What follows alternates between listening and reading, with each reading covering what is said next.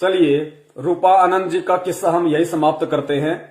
और इन्होंने कितना सच बोला, कितना झूठ बोला, और जितना इन्होंने सच बोला उस सच के आधार से वो कल्कि अवतार कौन है, वो महापुरुष कौन है, वो संत कौन है, वो तारणहार मुक्तिदाता जगत गुरु कौन है, ये देखने वाले अपने आप निर्णय कर लेंगे। अगले भविष्य वक्ता की तरफ हम बढ़ते हैं, जो बहुत ही जाने माने हैं। अखंड भारतवर्ष नाम के यूट्यूब चैनल पे जिनकी बहुत सारी भविष्यवाणियां हैं, जिनको गुरु माता श्रवण बाला के नाम से जाना जाता है। तो माता जी क्या अपने भविष्यवाणियों में कह रही है, क्या जिक्र कर रही हैं, आप जी भी थोड़ा ध्यान से सुनिए। और फिर माता जी की भविष्यवाणियों के आधार से परमपिता परमेश्वर सतगुरु रामपाल जी महाराज जी के द्वारा बख्शिश बुद्धि से, तत्व ज्ञान आधार से साथ साथ विश्लेषण भी करते रहेंगे।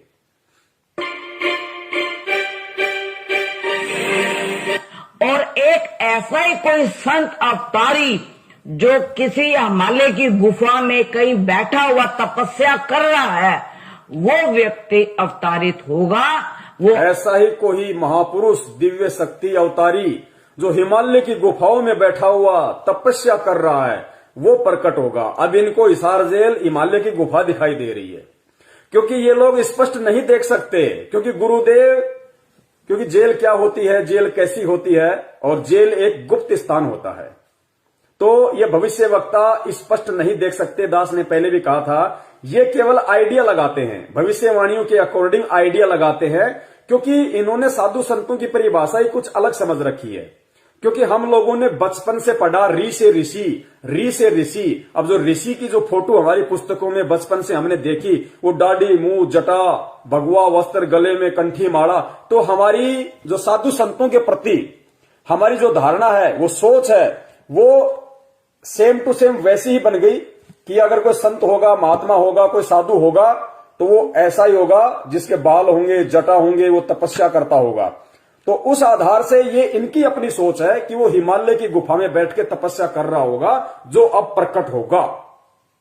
लेकिन ये तो आप और हमें पता है कि हिमालय की गुफा हिसार जेल नंबर 2 है, जिसको ये हिमालय की गुफा कह रही है। सुनिए।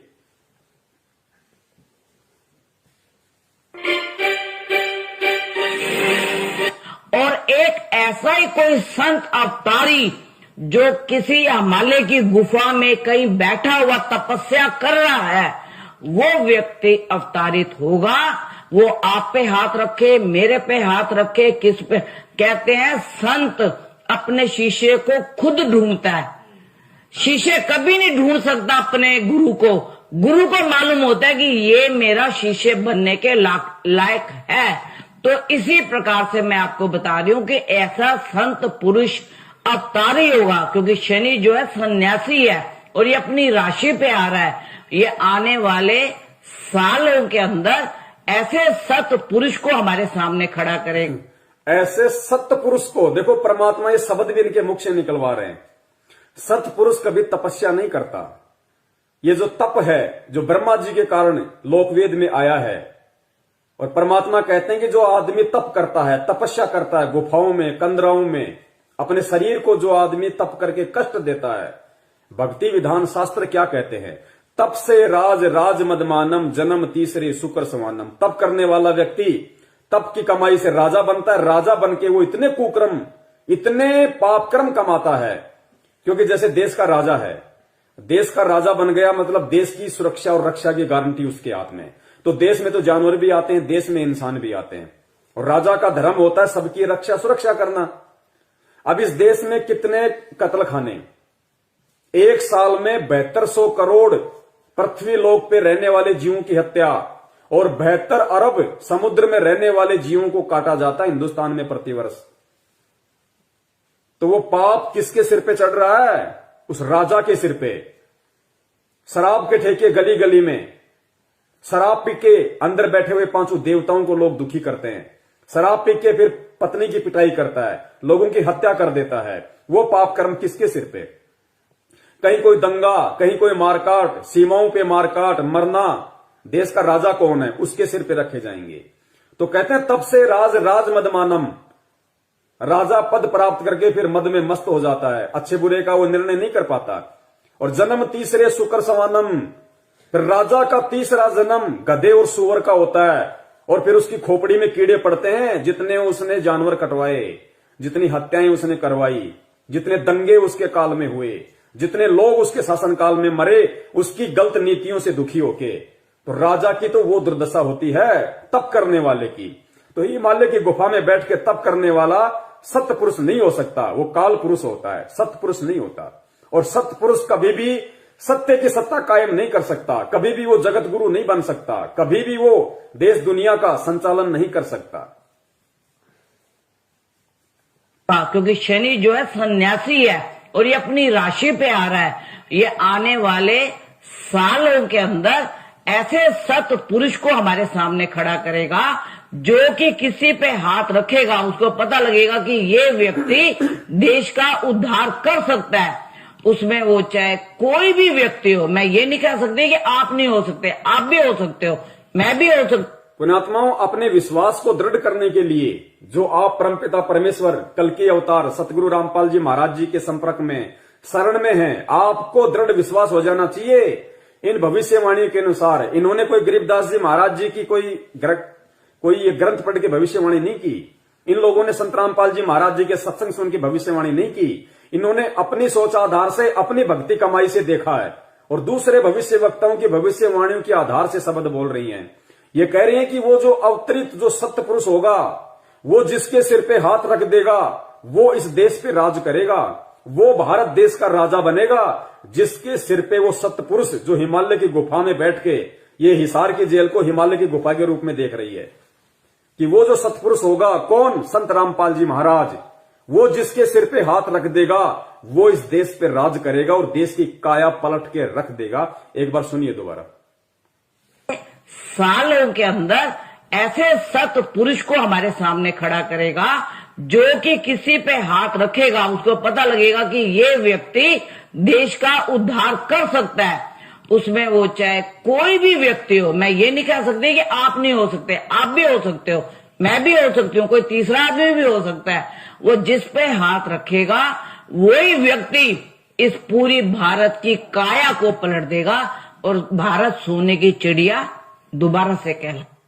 अब यहां पे आप जी थोड़ा सा ये देखिए, परमपिता परमेश्वर सतगुरु रामपाल जी महाराज जी के कर कमलों द्वारा लिखित यथार्थ भक्ति बोध, हम जो तीनों समय की आरती करते हैं, छोटी पुस्तक है, ये उसका अनुवाद है, ये बड़ी पुस्तक है यथार्थ भक्ति बोध। इसमें परमात्मा ने आरती के श्लोकों का, दोहों का, चौपाइयों का हिंदी में सरलार्थ किया हुआ है। तो आप यथार्थ भक्ति बोध के पेज नंबर 151 पे जाइए। 151 पेज नंबर पे परमेश्वर की वाणी है। पेज नंबर 151 पे वाणी संख्या है 110। और परमात्मा ने क्या लिखा है संत रामपाल जी महाराज जी ने यहां पे? साहेब तख्त कबीर खवासा, दिल्ली मंडल लीजे वासा। कि साहेब तख्त कबीर खवासा, अपने आप को भगवान ना कह के परम पूज्य सतगुरु रामपाल जी महाराज जी ने उस साहेब के तख्त का खवास, सतलोक में जो साहेब बैठे हैं कबीर जी, उस तख्त का जो नौकर होगा वो दिल्ली मंडल में आएगा, यहां पे प्रकट होगा कि साहेब तख्त कबीर खवासा, दिल्ली मंडल लीजे वासा। तो जो रोहतक है, सोनीपत है, ये सब दिल्ली मंडल के अंदर आते हैं। तो परमेश्वर दिल्ली मंडल में आए, गांव धनाना, जिला सोनीपत में। साहेब तख्त कबीर खवासा, दिल्ली मंडल लीजे वासा। आए खुद कबीर परमेश्वर है, लेकिन गुरुदेव अपने आप को छुपाते हुए कह रहे हैं। फिर आगे कहा सतगुरु दिल्ली मंडल आईसी। सतगुरु कौन? सतगुरु की भूमिका तो कबीर परमेश्वर निभाता है। तो यहां फिर इन्होंने स्पष्ट कर दिया कि सतगुरु दिल्ली मंडल आईसी, सतगुरु दिल्ली मंडल में, दिल्ली क्षेत्र में आएंगे।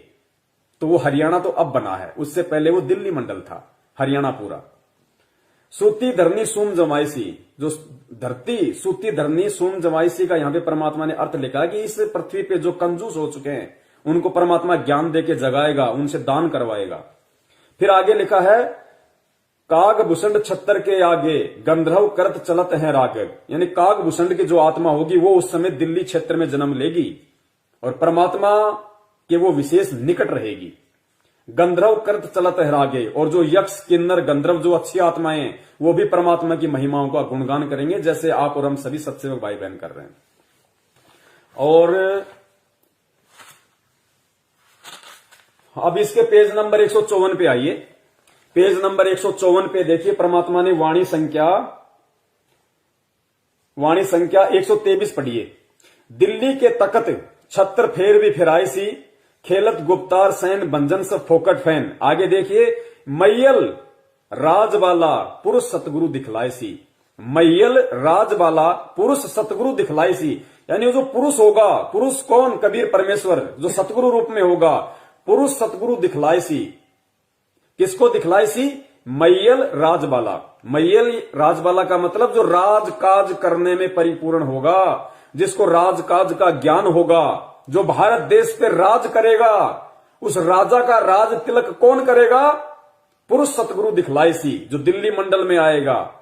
सतगुरु रामपाल जी महाराज जी होंगे, जो भारत देश का प्रधानमंत्री बनने के लायक होगा, उस पुरुष का राज तिलक सतगुरु रामपाल जी महाराज जी करेंगे। वो बताएंगे कि ये व्यक्ति देश का शासन करने के लायक है। और नरेंद्र मोदी इस भारत देश के अंतिम प्रधानमंत्री हैं। उनके बाद में बहुत जल्दी परम पूज्य सतगुरु रामपाल जी महाराज जी उस व्यक्ति का राज तिलक करेंगे, जो व्यक्ति देश की बागडोर को संभालने में सक्षम होगा। और नरेंद्र मोदी जी और परम पूज्य सतगुरु रामपाल जी महाराज जी के द्वारा उस व्यक्ति का राज तिलक करना, इस बीच में बहुत भयंकर विनाश होना है, बहुत भयंकर तबाही आनी है। जिस विनाश की बातें भविष्यवाणियों में की गई हैं, जिस तांडव की भविष्यवाणियां की गई हैं कि 15-15 कोस पे आदमी दिखाई नहीं देगा। आज जो 15-15 मंजिलें जो लोग रह रहे हैं, बिल्डिंगें बना रखी हैं, कोई रहने वाला नहीं मिलेगा। जो भगत सोचते हैं मैं मकान बनाऊं, खाली पड़े रहेंगे। खाली 50-50 हजार एकड़ के मालिक बन जाना, उस समय कोई नहीं पूछेगा, कुत्ता नहीं रहेगा। वो प्लाट खाली पड़े रहेंगे, वो मकान खाली पड़े रहेंगे, खूब रहना फिर उन 10-10 मंजिलों में। तो मोदी जी के हटने से पहले और उस व्यक्ति के राजा बनने के समय का जो अंतराल है, जो बीच का जो संधि है, उसमें भयंकर विनाश है। ये आगे भविष्य वक्ताओं ने, मैं अपनी तरफ से नहीं कह रहा, मैं 2 कौड़ी का जीव, मैं कुछ नहीं जानता, लेकिन जो भविष्यवाणियां आगे आप पढ़ेंगे उनमें सारा जिक्र है। और उन्हीं भविष्यवाणियों को सत्य साबित करती है परम पूज्य परमेश्वर सतगुरु रामपाल जी महाराज जी की वाणी। खुद ये गुरु माता शरणबाला कह रही है कि वो जो सत्य पुरुष होगा, वो किसी ऐसे व्यक्ति को नियुक्त करेगा जो भारत देश की काया पलट कर देगा, जो भारत देश के राजकाज को संभालेगा। और यहां परमेश्वर 250 साल पहले अपनी वाणी में लिख गए थे आदरणीय गरीबदास जी महाराज जी कि दिल्ली के तकत छत्र फेर भी फिराई सी, खेलत गुप्तार सैन भंजन से फोकट फैन। ये गुप्त संकेत बताया परमात्मा ने। खेलत गुप्तार सैन यानी संकेत, मैयल राजबाला पुरुष सतगुरु दिखलाई सी। इसका अनुवाद देखिए क्या किया परमात्मा ने। आप लोग पढ़िएगा, जिन जिन के पास ये पुस्तक है, यथार्थ भक्ति बोध, पेज नंबर 154, वाणी संख्या 123। शरणार्थ कहते हैं, भारतवर्ष की राजधानी दिल्ली के तकत अर्थात गद्दी सिंहासन पर बैठेगा, उसके सिर पर पुराने राजा महाराजाओं की तरह छत्र फिरेगा, अर्थात छत्र से शोभा की जाएगी। मैयल माहिर अर्थात राजकाज में निपुण, राजवाला अर्थात राजा बनने वाले पुरुष को सतगुरु दिखलाएगा। परम पूज्य सतगुरु रामपाल जी महाराज जी दिखाएंगे कि कौन व्यक्ति भारत का शासक बनने के लायक है। ये गुप्त खेल संकेत से कहा है, ये संकेत कहा परमात्मा ने। उस सतगुरु के प्रकट होने के पश्चात, देखो ये प्रकट शब्द लिखा है यहां पे, जन्म नहीं जो लोग जन्म दिवस मनाते हैं। उस सतगुरु के प्रकट होने के पश्चात, सतगुरु कौन है पृथ्वी पे? संत रामपाल जी महाराज।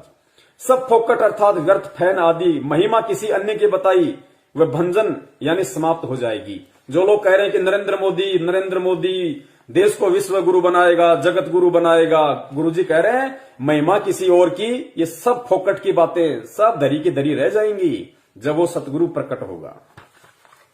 आगे चलते हैं भविष्यवाणी पे।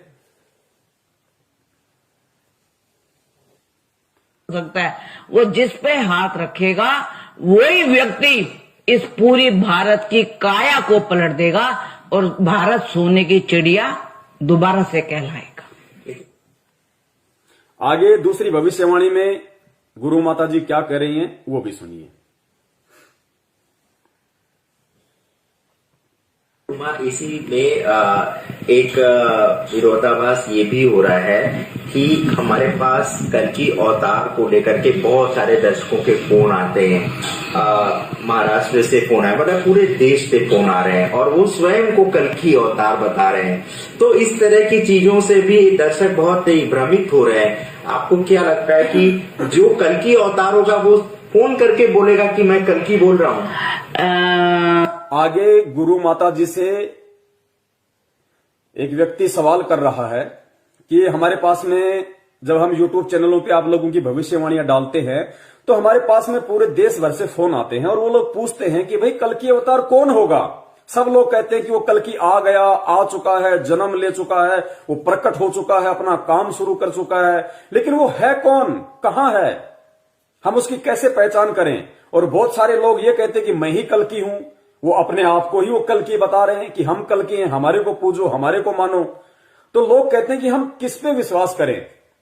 तो राजमाता जो गुरु माता जो है ये शरणवाला, ये क्या जवाब दे रही हैं अपनी भविष्यवाणी के आधार पे। ये कह रही हैं कि कोई भी व्यक्ति ये नहीं कहेगा कि मैं कल्कि हूं, यानी जो कल्कि होगा, जो सुप्रीम आएगा इस समय, जो दुनिया का तारणहार होगा, जो मुक्तिदाता होगा,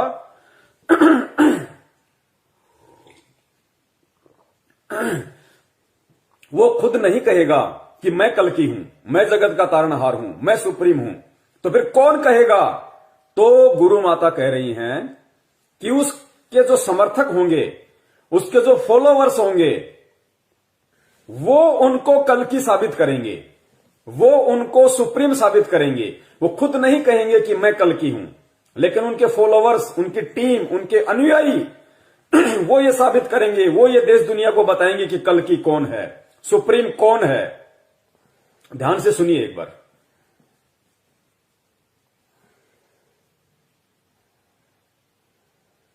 फोन करके बोलेगा कि मैं कल्कि बोल रहा हूँ? शेखर जी, मैं आपसे एक बात पूछती हूँ कि शरीर तो आप ही का है, आप अपनी आत्मा को देखते हो? आप बोल सकते हो कि मेरी आत्मा यहाँ चमक रही है या मेरा दिल ये धड़क रहा है, ये मेरा दिल है? आप नहीं बोल सकते ना। तो एक इंसान कैसे अपने आप को कल्कि कह देगा? कैसे उसको पहचान है कि मैं कल्कि हूं? संतों को लोग पूजती है, ना कि संत अपने आप को। जो अपने आप को पुजवाता वो संत कभी नहीं है। आप ये देखिए, एक डॉक्टर है, हार्ट का स्पेशलिस्ट है, ठीक है, उसको कैसे पता लगता है कि ये हार्ट का स्पेशलिस्ट है? उसने एक ऑपरेशन किया, 2 किए, 3 किए, 4 किए, 10 किए, तो लोगों में उसकी चर्चा हुई। देवरा बाबा को कौन जानता था? कोई नहीं जानता था। और कल्कि को क्या पता कि मैं कल्कि हूं? किसको पता? हिरणी को पता था कि मेरे अंदर कस्तूरी है, वो बाहर घूमती है, बाहर घूम घूम के खुशबू को ढूंढती है। उसको यही नहीं पता होता कि मेरे अंदर ही तो खुशबू है, कस्तूरी तो मेरे अंदर ही है। जिस दिन इंसान को ये पता लग जाता ना कि मैं मतलब कुछ हूं, या मैं अपनी आत्मा और परमात्मा को जान गया, तो उसका दुनिया से मोह खत्म हो जाता है। तो जो ऐसा कल्कि पुरुष होगा ना, आएंगे तो कल्कि महाराज आएंगे और उन्होंने इस दुनिया को बदलना है। एक कल्कि महाराज मैंने वहां भी सुना था, संभल में अपने आप को कल्कि महाराज जी कहते हैं। उनका नाम भी मैं नाम भूल रही हूं उनका। वो अपने आप को कल्कि महाराज जी कहते हैं कि मैं कल्कि इसमें रुका हूं, यहीं पे इसी मंदिर में कल्कि महाराज जी आएंगे, ये मंदिर उन्हीं के लिए है। तो इसकी पहचान कोई नहीं कर सकता। आप अपने मतलब किसी भी, अगर हम अपने पिछले संतों की या भविष्यवाणियों को देखें तो किसी को भी ये नहीं पता था।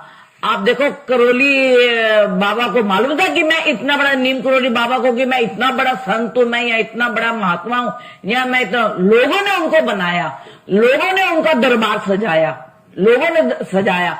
आज भी लोग वहां पे जाते हैं नीम करोली सरकार के दरबार में, तो उनके आज भी एप्पल की कंपनी का नाम उन्होंने, वो जो एप्पल को एक सेब दिया और उसका आपने देखा उसका निशान, तो उनको लोगों ने नाम दिया, ना कि उन्होंने खुद अपने आप को भगवान माना।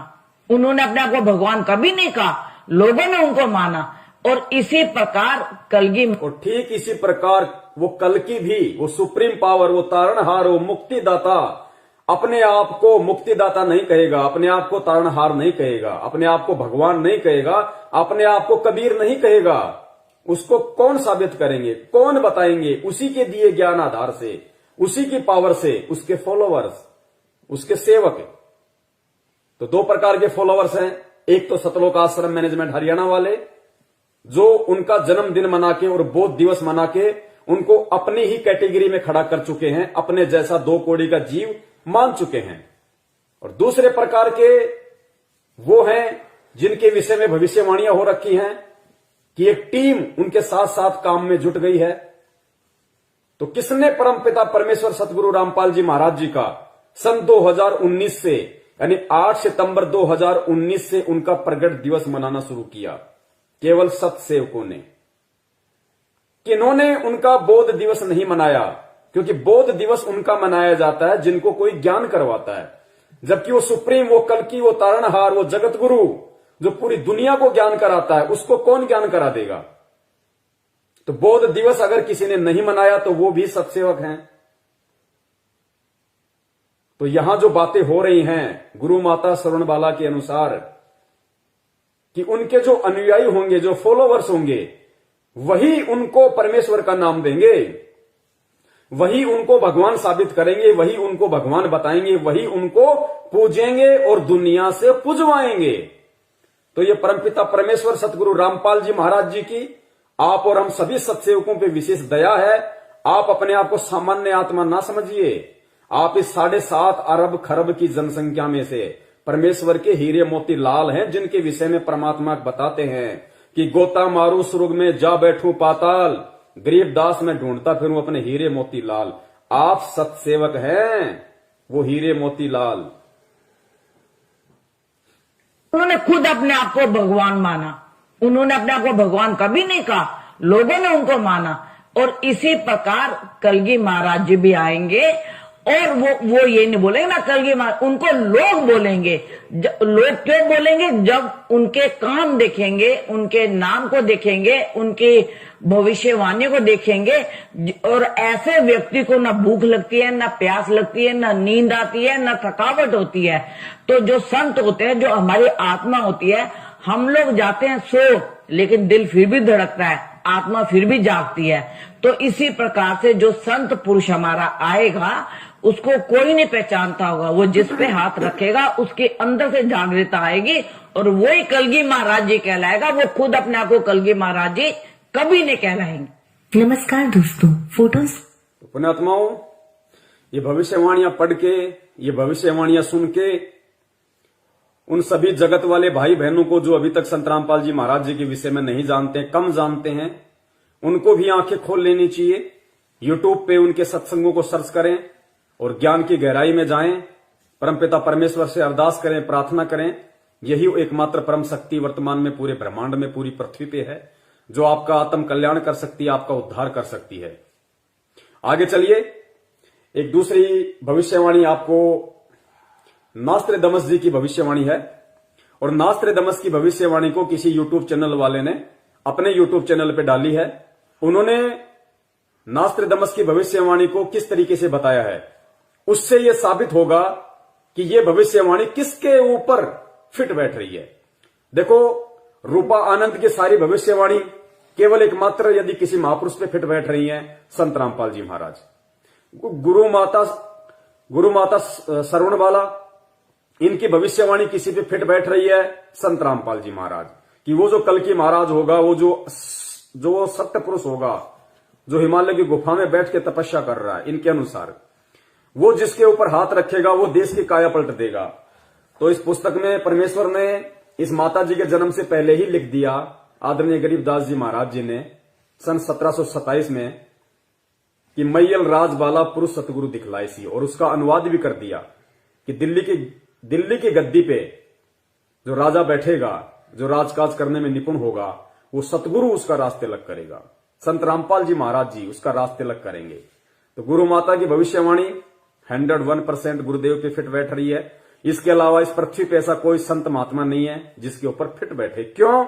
क्योंकि हाथी के कपड़े तो हाथी पे ही फिट बैठेंगे, झोटे पे या गधे पे नहीं बैठेंगे। और बैठाने की कोई कोशिश करेगा तो अपना मजाक बनाएगा। आगे सुनिए इस भविष्यवाणी को, और इस भविष्यवाणी के अनुसार उस संत की क्या पहचान होगी वो भी देखिए, किसके ऊपर फिट बैठेगी। कहलाएंगे। नमस्कार दोस्तों, फोटोज थॉट डिकोडेड में आपका स्वागत है।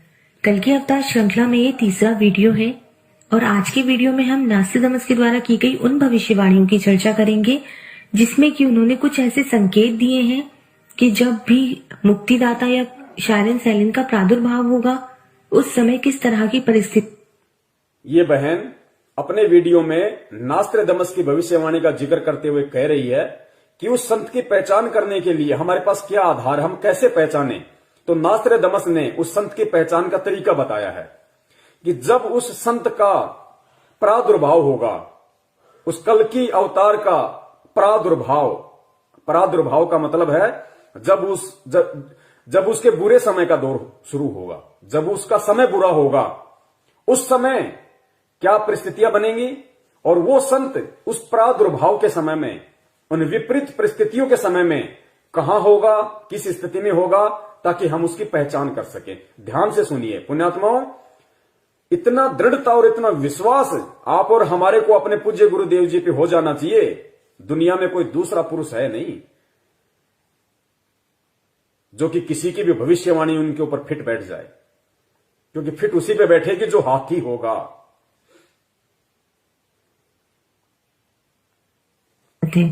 कल की अवतार श्रृंखला में ये तीसरा वीडियो है और आज के वीडियो में हम नास्तिदमस के द्वारा की गई उन भविष्यवाणियों की चर्चा करेंगे जिसमें कि उन्होंने कुछ ऐसे संकेत दिए हैं कि जब भी मुक्तिदाता या शायरन सैलिन का प्रादुर्भाव होगा उस समय किस तरह की परिस्थितियां हमारे समक्ष बनेंगी।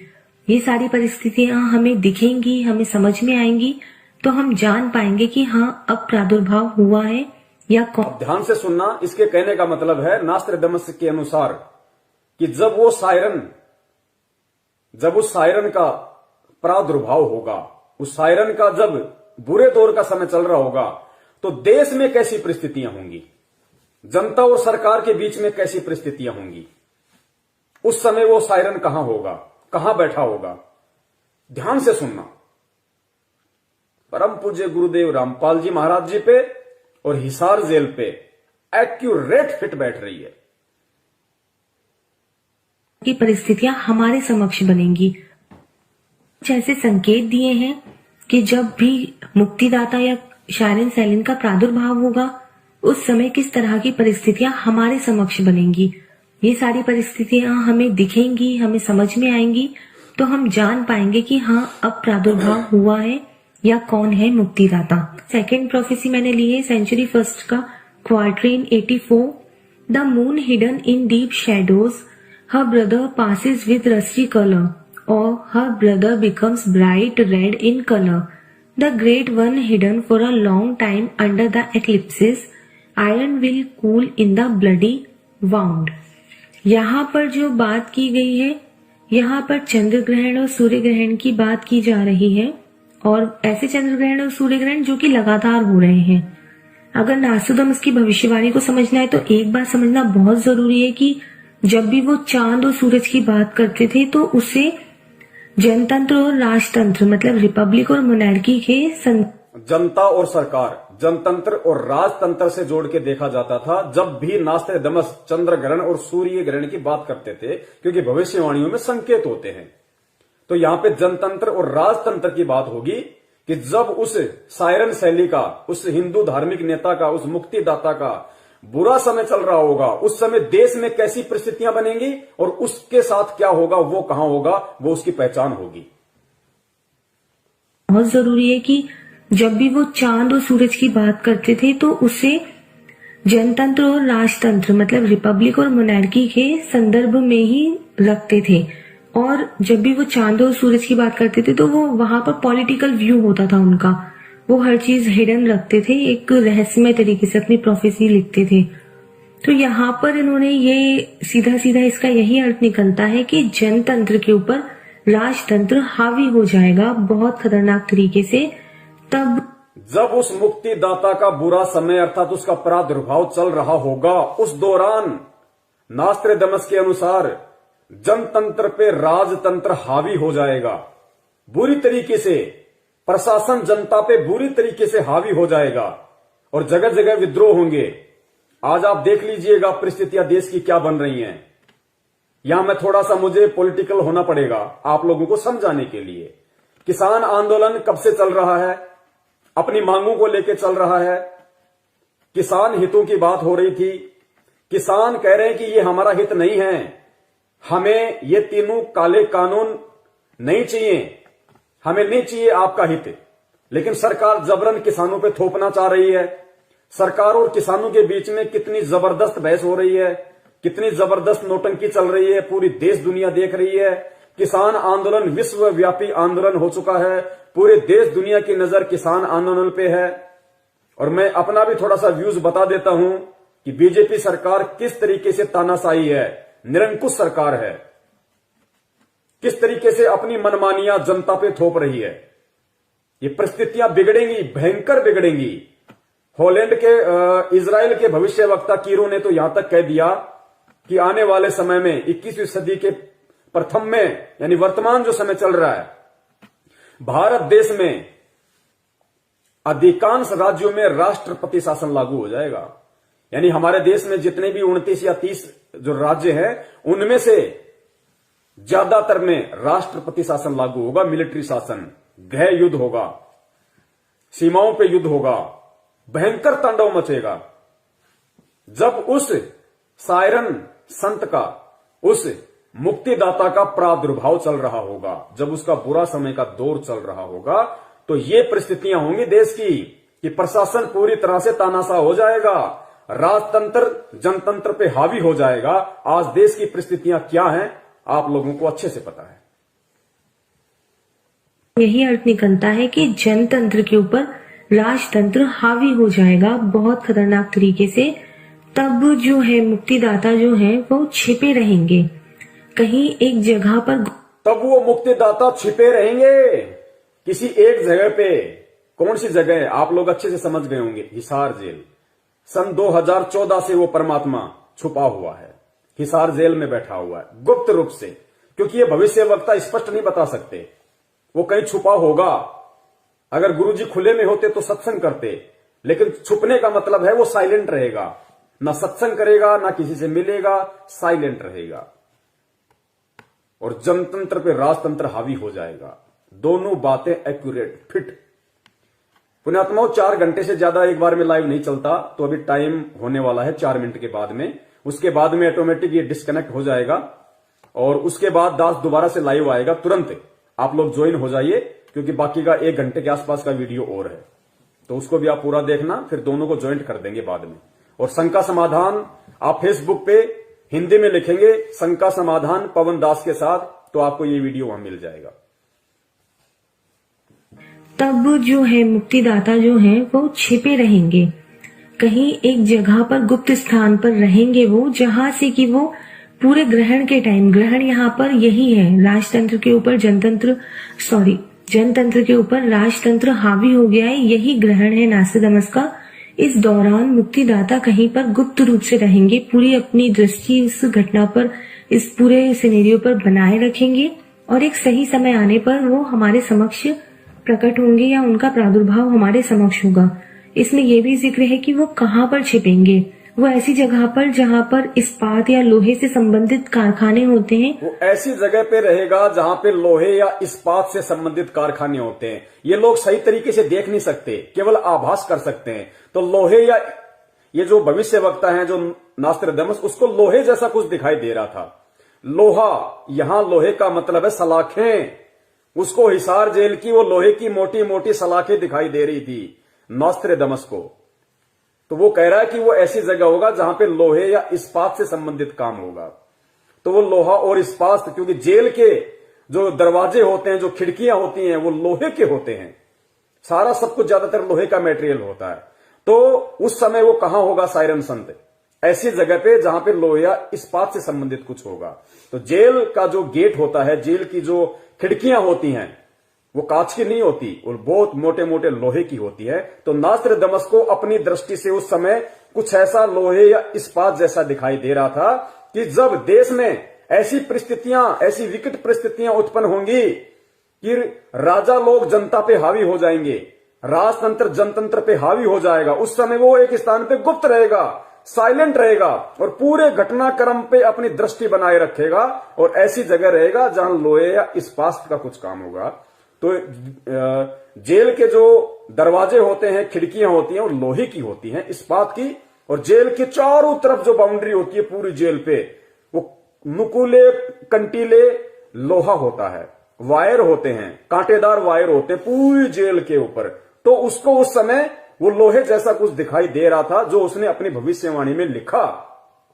लेकिन सत्यता उसकी भविष्यवाणी की ये है क्योंकि परमेश्वर बुद्धि अपने उन बच्चों को देंगे जो आज उनके शरण में है, वही समझ सकते हैं, दूसरा कोई नहीं समझ सकता। तो इस भविष्यवाणी के अनुसार भी, नास्त्रदमस की भविष्यवाणी के अनुसार अगर कोई फिट है, सत्य है, तो परम पूज्य सतगुरु रामपाल जी महाराज जी हैं। और उनके अलावा पूरी पृथ्वी पे कोई सायरन संत नहीं है, कोई मुक्तिदाता नहीं है, कोई तारणहार नहीं, कोई जगत गुरु नहीं, कोई विश्व गुरु नहीं, कोई देश को आगे नहीं पहुंचा सकता, कोई देश को जगत गुरु नहीं बना सकता। केवल परम पूज्य सतगुरु रामपाल जी महाराज जी ही पूरी दुनिया का मुक्तिदाता है। और हर भविष्य वक्ता की भविष्यवाणी 101% केवल उन्हीं के ऊपर खरी उतरेगी दुनिया में, और ऐसा कोई पुरुष, कोई व्यक्ति नहीं है जिसके ऊपर खरी उतरेगी। वीडियो का दूसरा पार्ट देखने के लिए आप जी बने रहिए क्योंकि लाइव का टाइम एंडिंग होने वाला है।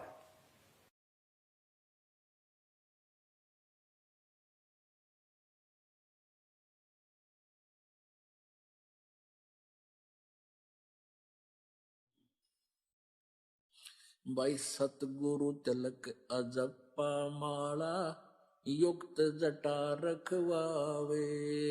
सतगुरु तिलक अजप्पा माला युक्त जटा रखवावे।